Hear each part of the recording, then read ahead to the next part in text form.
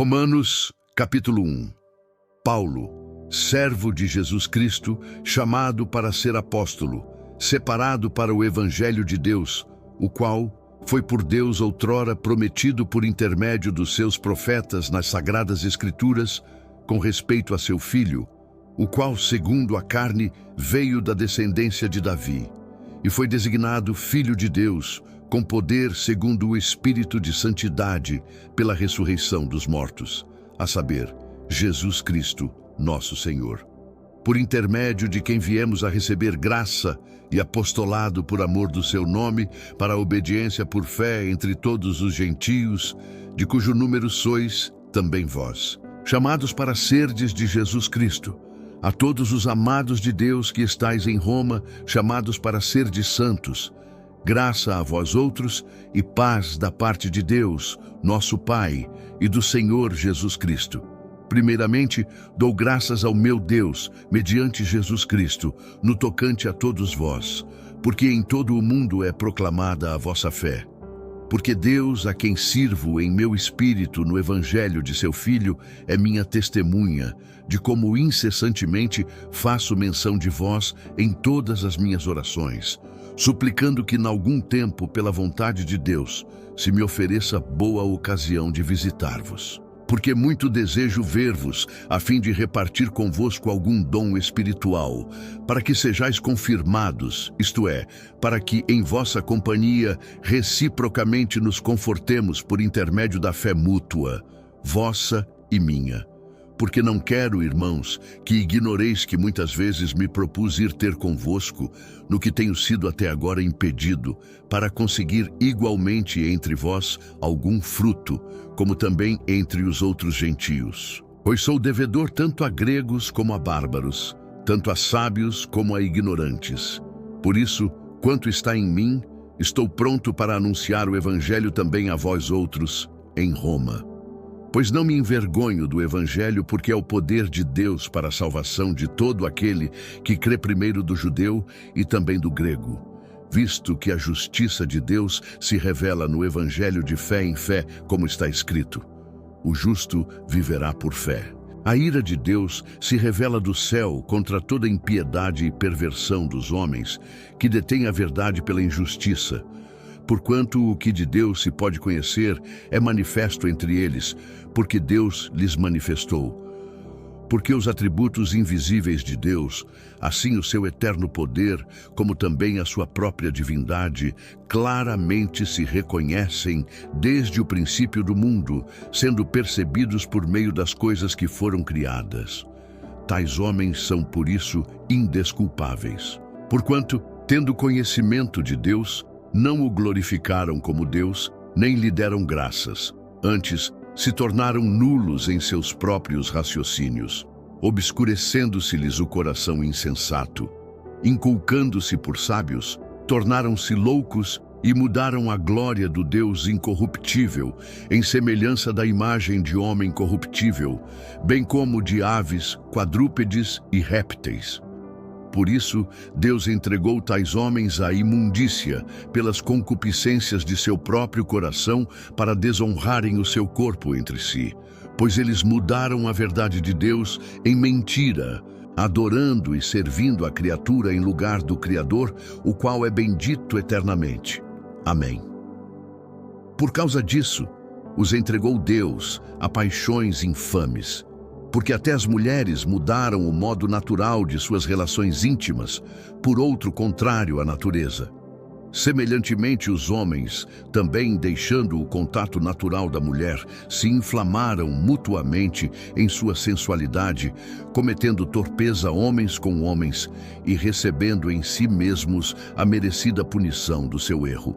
E por haverem desprezado o conhecimento de Deus, o próprio Deus os entregou a uma disposição mental reprovável para praticarem coisas inconvenientes, cheios de toda injustiça, malícia, avareza e maldade, possuídos de inveja, homicídio, contenda, dolo e malignidade, sendo difamadores, caluniadores, aborrecidos de Deus, insolentes, soberbos, presunçosos, inventores de males, desobedientes aos pais, insensatos, pérfidos, sem afeição natural e sem misericórdia. Ora, conhecendo eles a sentença de Deus, de que são passíveis de morte os que tais coisas praticam, não somente as fazem, mas também aprovam os que assim procedem. Romanos, capítulo 2. Portanto, és indesculpável, ó homem, quando julgas quem quer que sejas, porque no que julgas a outro, a ti mesmo te condenas, pois praticas as próprias coisas que condenas. Bem sabemos que o juízo de Deus é segundo a verdade contra os que praticam tais coisas. Tu, ó homem, que julgas os que praticam tais coisas e fazes as mesmas, pensas que te livrarás do juízo de Deus? Ou desprezas a riqueza da sua bondade e tolerância e longanimidade, ignorando que a bondade de Deus é que te conduz ao arrependimento? Mas, segundo a tua dureza e coração impenitente, acumulas contra ti mesmo ira para o dia da ira e da revelação do justo juízo de Deus, que retribuirá a cada um segundo o seu procedimento, a vida eterna, aos que, perseverando em fazer o bem, procuram glória, honra e incorruptibilidade, mas ira e indignação aos facciosos que desobedecem à verdade e obedecem à injustiça. Tribulação e angústia virão sobre a alma de qualquer homem que faz o mal ao judeu primeiro e também ao grego. Glória, porém, e honra e paz a todo aquele que pratica o bem ao judeu primeiro e também ao grego. Porque para com Deus não há acepção de pessoas. Assim, pois, todos os que pecaram sem lei, também sem lei perecerão. E todos os que com lei pecaram, mediante lei serão julgados. Porque os simples ouvidores da lei não são justos diante de Deus, mas os que praticam a lei hão de ser justificados. Quando, pois, os gentios que não têm lei procedem por natureza de conformidade com a lei, não tendo lei, servem eles de lei para si mesmos. Estes mostram a norma da lei gravada no seu coração, testemunhando-lhes também a consciência e os seus pensamentos, mutuamente acusando-se ou defendendo-se. No dia em que Deus, por meio de Cristo Jesus, julgar os segredos dos homens, de conformidade com o meu evangelho. Tu, porém, que te chamas judeu, repousas na lei e te glorias em Deus, que conheces a sua vontade e aprovas as coisas excelentes, sendo instruído na lei, que estás persuadido de que és guia dos cegos, luz dos que se encontram em trevas, instrutor de ignorantes, mestre de crianças, tendo na lei a forma da sabedoria e da verdade. Tu, pois, que ensinas a outrem, não te ensinas a ti mesmo? Tu que pregas que não se deve furtar, furtas, dizes que não se deve adulterar e adulteras? Abominas os ídolos e roubas templos? Tu, que te glorias na lei, desonras a Deus pela transgressão da lei? Pois como está escrito, o nome de Deus é blasfemado entre os gentios por vossa causa. A circuncisão, com efeito, tem valor se praticas a lei. Se és transgressor da lei, a tua circuncisão já se tornou incircuncisão. Se, portanto, o incircunciso guarda os preceitos da lei, não será ele, porventura, considerado como circunciso? E se aquele que é incircunciso por natureza cumpre a lei, julgar-te-á a ti, que a tens por letra e circuncisão, e és transgressor da lei. Porque não é judeu quem o é apenas exteriormente, nem é circuncisão a que é somente na carne. Porém judeu é aquele que o é interiormente, e circuncisão a que é do coração, no espírito, não segundo a letra, e cujo louvor não procede dos homens, mas de Deus. Romanos, capítulo 3. Qual é, pois, a vantagem do judeu? Ou qual a utilidade da circuncisão? Muita, em toda maneira, principalmente porque aos judeus foram confiados os oráculos de Deus. E que importa se alguns deles foram infiéis? A sua infidelidade anulará, porventura, a fidelidade de Deus? De maneira nenhuma.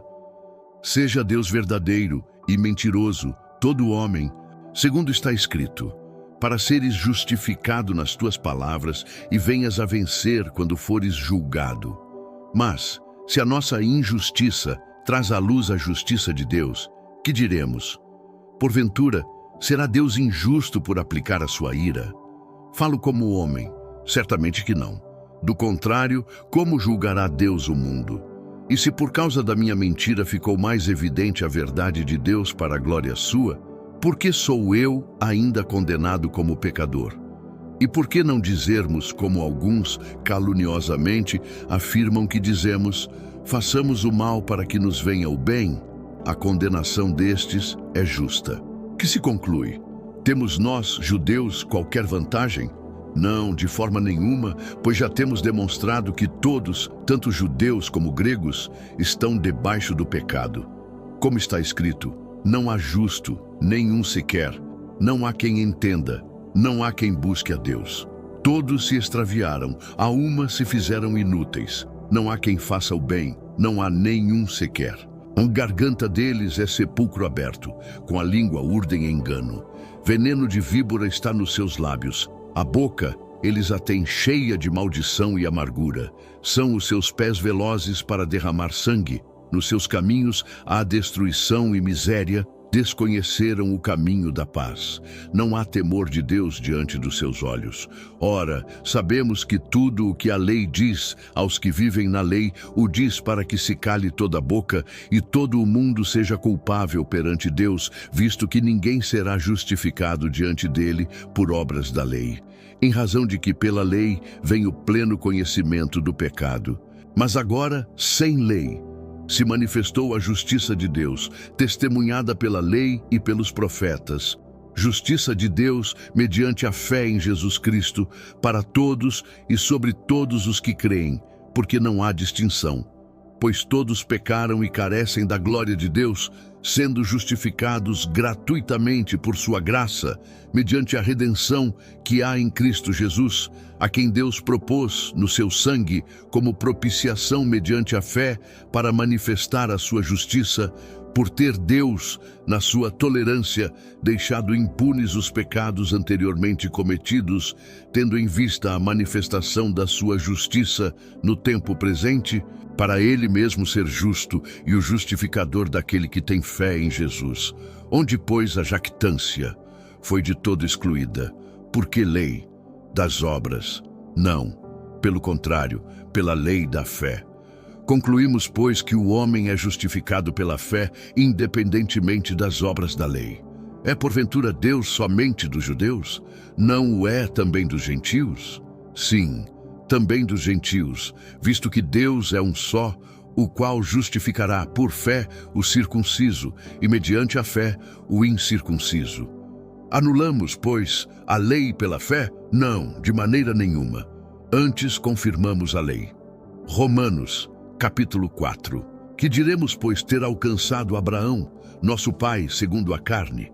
Porque se Abraão foi justificado por obras, tem de que se gloriar, porém não diante de Deus.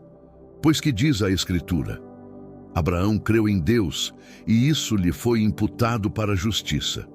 Ora, ao que trabalha, o salário não é considerado como favor, e sim como dívida. Mas, ao que não trabalha, porém, crê naquele que justifica o ímpio, a sua fé lhe é atribuída como justiça.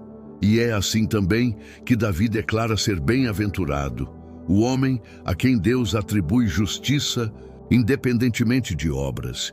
Bem-aventurados aqueles cujas iniquidades são perdoadas e cujos pecados são cobertos. Bem-aventurado o homem a quem o Senhor jamais imputará pecado. Vem, pois, esta bem-aventurança exclusivamente sobre os circuncisos ou também sobre os incircuncisos, visto que dizemos, a fé foi imputada a Abraão para a justiça. Como, pois, lhe foi atribuída? Estando ele já circuncidado ou ainda incircunciso? Não no regime da circuncisão, mas quando incircunciso. E recebeu o sinal da circuncisão como selo da justiça da fé, que teve quando incircunciso, para vir a ser pai de todos os que creem, embora não circuncidados, a fim de que lhes fosse imputada a justiça, e pai da circuncisão, isto é, daqueles que não são apenas circuncisos, mas também andam nas pisadas da fé que teve nosso pai Abraão antes de ser circuncidado.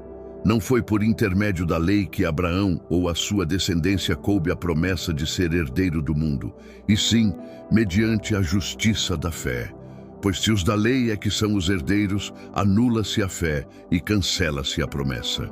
Porque a lei suscita a ira, mas onde não há lei, também não há transgressão. Essa é a razão por que provém da fé, para que seja segundo a graça, a fim de que seja firme a promessa para toda a descendência, não somente ao que está no regime da lei, mas também ao que é da fé que teve Abraão, porque Abraão é pai de todos nós. Como está escrito, por pai de muitas nações te constituí, perante aquele no qual creu, o Deus que vivifica os mortos e chama à existência as coisas que não existem. Abraão, esperando contra a esperança, creu para vir a ser pai de muitas nações, segundo lhe fora dito. Assim será a tua descendência. E sem enfraquecer na fé, levou em conta o seu próprio corpo amortecido, sendo já de 100 anos, e a idade avançada de Sara.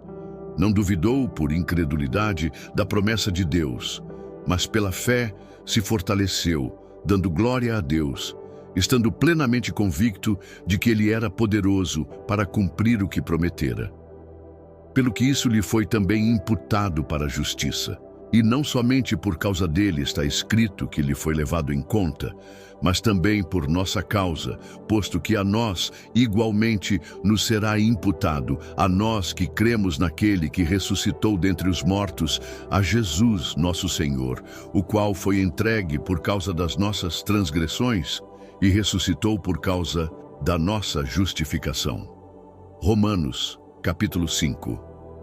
Justificados, pois, mediante a fé, temos paz com Deus por meio de nosso Senhor Jesus Cristo, por intermédio de quem obtivemos igualmente acesso pela fé a esta graça na qual estamos firmes e gloriemo-nos na esperança da glória de Deus. E não somente isto, mas também nos gloriamos nas próprias tribulações, sabendo que a tribulação produz perseverança, a perseverança, experiência, e a experiência, esperança.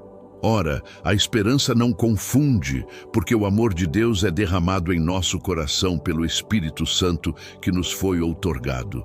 Porque Cristo, quando nós ainda éramos fracos, morreu a seu tempo pelos ímpios.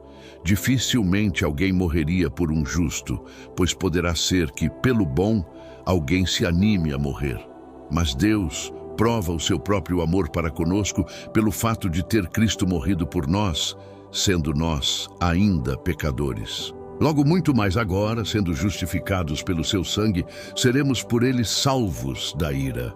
Porque se nós, quando inimigos, fomos reconciliados com Deus mediante a morte do seu Filho, muito mais, estando já reconciliados, seremos salvos pela sua vida. E não apenas isto, mas também nos gloriamos em Deus por nosso Senhor Jesus Cristo, por intermédio de quem recebemos agora a reconciliação.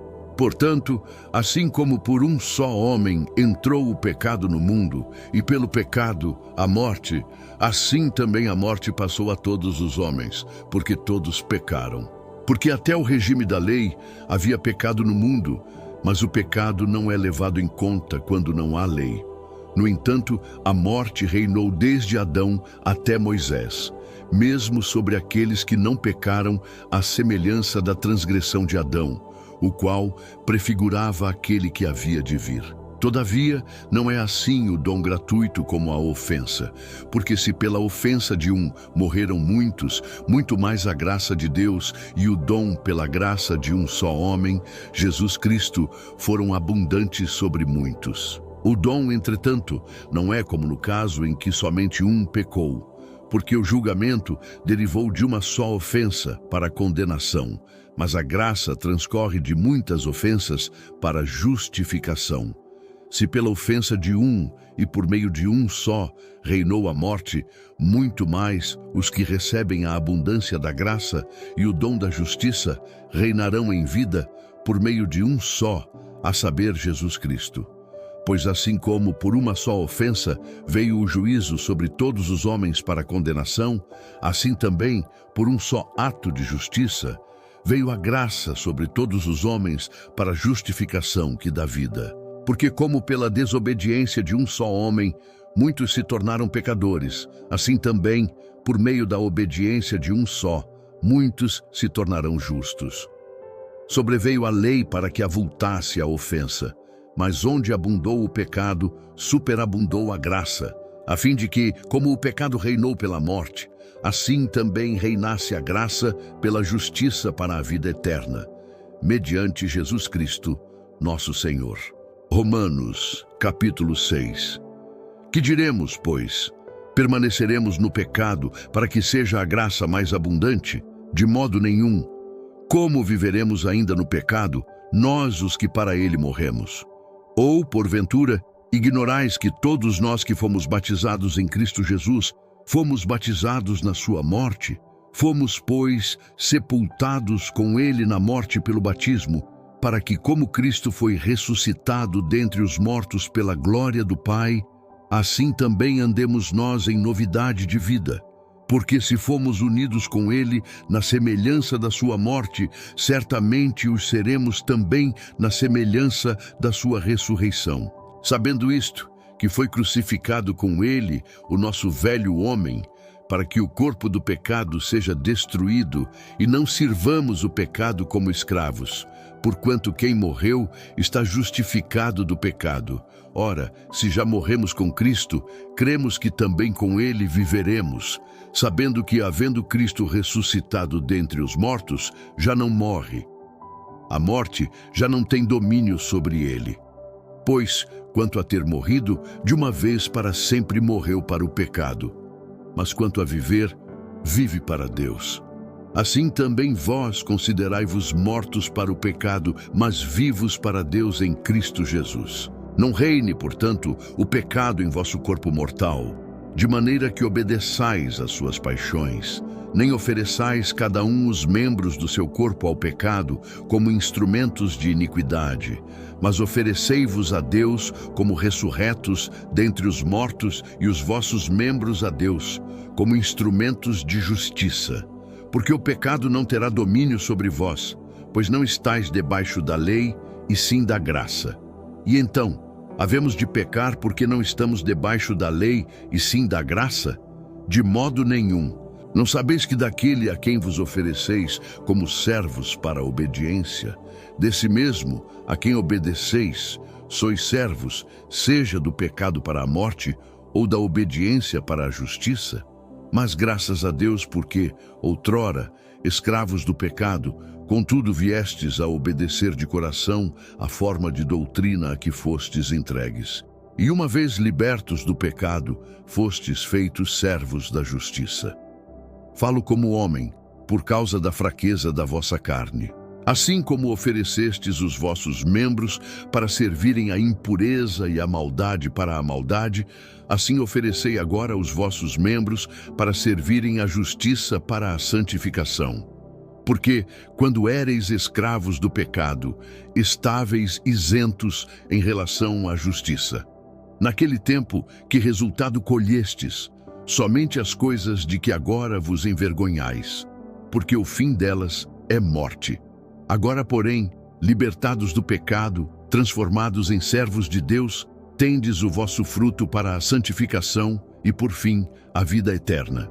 Porque o salário do pecado é a morte, mas o dom gratuito de Deus é a vida eterna em Cristo Jesus, nosso Senhor. Romanos, capítulo 7. Ou ignorais, irmãos, pois falo aos que conhecem a lei, que a lei tem domínio sobre o homem toda a sua vida. Ora, a mulher casada está ligada pela lei ao marido enquanto ele vive, mas se o mesmo morrer, desobrigada ficará da lei conjugal. De sorte que será considerada adúltera se, vivendo ainda o marido, unir-se com outro homem. Porém, se morrer o marido, estará livre da lei e não será adúltera se contrair novas núpcias. Assim, meus irmãos, também vós morrestes relativamente à lei, por meio do corpo de Cristo, para pertencerdes a outro, a saber, àquele que ressuscitou dentre os mortos, a fim de que frutifiquemos para Deus. Porque quando vivíamos segundo a carne, as paixões pecaminosas, postas em realce pela lei, operavam em nossos membros a fim de frutificarem para a morte.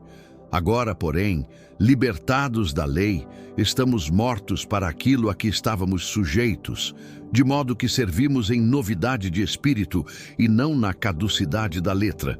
Que diremos, pois? É a lei pecado? De modo nenhum. Mas eu não teria conhecido o pecado, senão por intermédio da lei, pois não teria eu conhecido a cobiça, se a lei não dissera, não cobiçarás. Mas o pecado, tomando ocasião pelo mandamento, despertou em mim toda sorte de concupiscência, porque sem lei está morto o pecado. Outrora, sem a lei, eu vivia, mas sobrevindo o preceito, reviveu o pecado, e eu morri. E o mandamento que me fora para a vida, verifiquei que este mesmo se me tornou para a morte. Porque o pecado, prevalecendo-se do mandamento, pelo mesmo mandamento me enganou e me matou. Por conseguinte, a lei é santa, e o mandamento santo e justo e bom. Acaso o bom se me tornou em morte? De modo nenhum. Pelo contrário, o pecado, para revelar-se como pecado por meio de uma coisa boa, causou-me a morte, a fim de que, pelo mandamento, se mostrasse sobremaneira maligno, porque bem sabemos que a lei é espiritual. Eu, todavia, sou carnal, vendido à escravidão do pecado, porque nem mesmo compreendo o meu próprio modo de agir, pois não faço o que prefiro, e sim o que detesto. Ora, se faço o que não quero, consinto com a lei que é boa. Neste caso, quem faz isto já não sou eu, mas o pecado que habita em mim. Porque eu sei que em mim, isto é, na minha carne, não habita bem nenhum.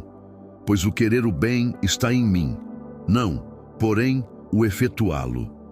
Porque não faço o bem que prefiro, mas o mal que não quero, esse faço. Mas se eu faço o que não quero, já não sou eu quem o faz, e sim o pecado que habita em mim. Então, ao querer fazer o bem, encontro a lei de que o mal reside em mim. Porque no tocante ao homem interior, tenho prazer na lei de Deus, mas vejo nos meus membros outra lei, que guerreando contra a lei da minha mente, me faz prisioneiro da lei do pecado que está nos meus membros. Desventurado homem que sou, quem me livrará do corpo desta morte?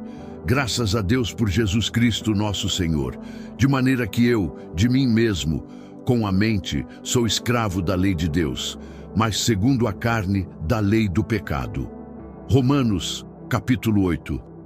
Agora, pois, já nenhuma condenação há para os que estão em Cristo Jesus. Porque a lei do Espírito da vida, em Cristo Jesus, te livrou da lei do pecado e da morte. Porquanto, o que fora impossível à lei, no que estava enferma pela carne, isso fez Deus, enviando o seu próprio Filho em semelhança de carne pecaminosa e no tocante ao pecado. E com efeito, condenou Deus na carne o pecado, a fim de que o preceito da lei se cumprisse em nós, que não andamos segundo a carne, mas segundo o Espírito. Porque os que se inclinam para a carne cogitam das coisas da carne, mas os que se inclinam para o Espírito, das coisas do Espírito. Porque o pendor da carne dá para a morte, mas o do Espírito para a vida e paz. Por isso, o pendor da carne é inimizade contra Deus, pois não está sujeito à lei de Deus, nem mesmo pode estar.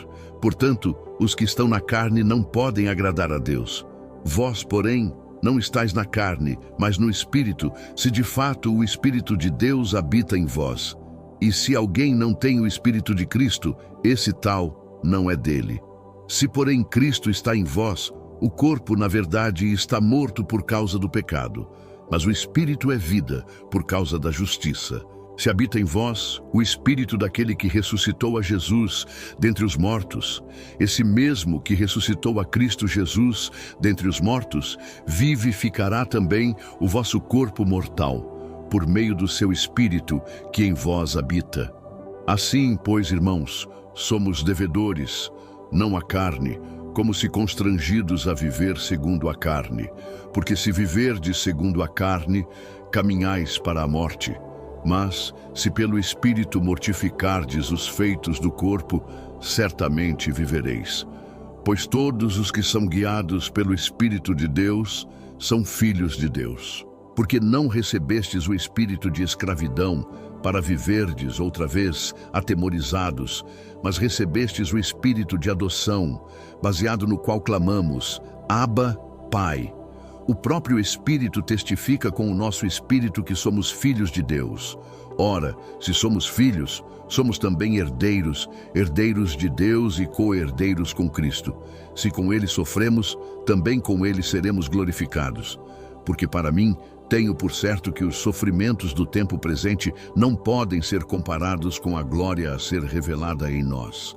A ardente expectativa da criação aguarda a revelação dos filhos de Deus. Pois a criação está sujeita à vaidade, não voluntariamente, mas por causa daquele que a sujeitou, na esperança de que a própria criação será redimida do cativeiro da corrupção, para a liberdade da glória dos filhos de Deus.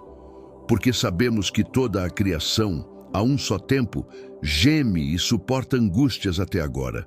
E não somente ela, mas também nós, que temos as primícias do Espírito, igualmente gememos em nosso íntimo, aguardando a adoção de filhos, a redenção do nosso corpo.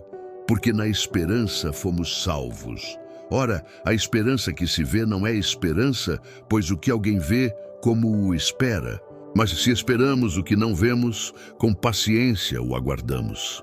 Também o Espírito, semelhantemente, nos assiste em nossa fraqueza, porque não sabemos orar como convém. Mas o mesmo Espírito intercede por nós sobremaneira, com gemidos inexprimíveis. E aquele que sonda os corações sabe qual é a mente do Espírito, porque segundo a vontade de Deus é que ele intercede pelos santos. Sabemos que todas as coisas cooperam para o bem daqueles que amam a Deus, daqueles que são chamados segundo o seu propósito. Porquanto aos que de antemão conheceu, também os predestinou para serem conformes à imagem de seu Filho, a fim de que ele seja o primogênito entre muitos irmãos. E aos que predestinou, a esses também chamou, e aos que chamou, a esses também justificou, e aos que justificou, a esses também glorificou. Que diremos, pois, à vista destas coisas? Se Deus é por nós, quem será contra nós? Aquele que não poupou o seu próprio Filho, antes por todos nós o entregou, porventura não nos dará graciosamente com ele todas as coisas? Quem intentará acusação contra os eleitos de Deus? É Deus quem os justifica, quem os condenará? É Cristo Jesus quem morreu, ou antes quem ressuscitou, o qual está à direita de Deus e também intercede por nós. Quem nos separará do amor de Cristo? Será tribulação, ou angústia, ou perseguição, ou fome, ou nudez, ou perigo, ou espada? Como está escrito, por amor de ti somos entregues à morte o dia todo, fomos considerados como ovelhas para o matadouro. Em todas estas coisas, porém, somos mais que vencedores, por meio daquele que nos amou. Porque eu estou bem certo de que nem morte, nem vida, nem anjos, nem principados, nem coisas do presente, nem do porvir, nem poderes, nem altura, nem profundidade, nem qualquer outra criatura poderá separar-nos do amor de Deus que está em Cristo Jesus, nosso Senhor. Romanos, capítulo 9. Em Cristo digo a verdade, não minto, testemunhando comigo, no Espírito Santo, a minha própria consciência. Tenho grande tristeza e incessante dor no coração, porque eu mesmo desejaria ser anátema, separado de Cristo, por amor de meus irmãos, meus compatriotas, segundo a carne. São israelitas, pertence-lhes a adoção e também a glória, as alianças, a legislação, o culto e as promessas. Deles são os patriarcas, e também deles descende o Cristo segundo a carne, o qual é sobre todos, Deus bendito para sempre. E não pensemos que a palavra de Deus haja falhado, porque nem todos os de Israel são, de fato, israelitas. Nem por serem descendência de Abraão são todos seus filhos, mas em Isaque será chamada a tua descendência. Isto é, estes filhos de Deus não são propriamente os da carne, mas devem ser considerados como descendência os filhos da promessa. Porque a palavra da promessa é esta: por este tempo virei, e Sara terá um filho. E não ela somente, mas também Rebeca, ao conceber de um só Isaque, nosso pai. E ainda não eram os gêmeos nascidos, nem tinham praticado bem ou mal, para que o propósito de Deus quanto à eleição prevalecesse não por obras, mas por aquele que chama. Já fora dito a ela: o mais velho será servo do mais moço. Como está escrito, amei Jacó, porém me aborreci de Esaú. Que diremos, pois? A injustiça da parte de Deus? De modo nenhum. Pois ele diz a Moisés: terei misericórdia de quem me aprouver ter misericórdia, e compadecer-me-ei de quem me aprouver ter compaixão. Assim, pois, não depende de quem quer ou de quem corre, mas de usar Deus a sua misericórdia. Porque a Escritura diz a Faraó: para isto mesmo te levantei, para mostrar em ti o meu poder, e para que o meu nome seja anunciado por toda a terra. Logo, tem ele misericórdia de quem quer, e também endurece a quem lhe apraz. Tu, porém, me dirás: de que se queixa ele ainda? Pois quem jamais resistiu à sua vontade? Quem és tu, ó homem, para discutires com Deus? Porventura pode o objeto perguntar a quem o fez: por que me fizeste assim? Ou não tem o oleiro direito sobre a massa, para do mesmo barro fazer um vaso para honra e outro para desonra? Que diremos se Deus, querendo mostrar a sua ira e dar a conhecer o seu poder, suportou com muita longanimidade os vasos de ira preparados para a perdição, a fim de que também desse a conhecer as riquezas da sua glória em vasos de misericórdia, que para a glória preparou de antemão, os quais somos nós, a quem também chamou não só dentre os judeus, mas também dentre os gentios? Assim como também diz em Oséias: chamarei povo meu ao que não era meu povo, e amada a que não era amada. E no lugar em que se lhes disse: vós não sois meu povo, ali mesmo serão chamados filhos do Deus vivo. Mas Isaías clamava acerca de Israel: ainda que o número dos filhos de Israel seja como a areia do mar, o remanescente é que será salvo. Porque o Senhor cumprirá a sua palavra sobre a terra, cabalmente e em breve. E como Isaías já dissera: se o Senhor dos exércitos não nos tivesse deixado descendência, ter-nos-íamos tornado como Sodoma e semelhantes a Gomorra. Que diremos, pois? Que os gentios, que não buscavam a justificação, vieram a alcançá-la, todavia a que decorre da fé. E Israel, que buscava a lei da justiça, não chegou a atingir essa lei. Por quê? Porque não decorreu da fé, e sim como que das obras. Tropeçaram na pedra de tropeço, como está escrito: eis que ponho em Sião uma pedra de tropeço e rocha de escândalo, e aquele que nela crê não será confundido.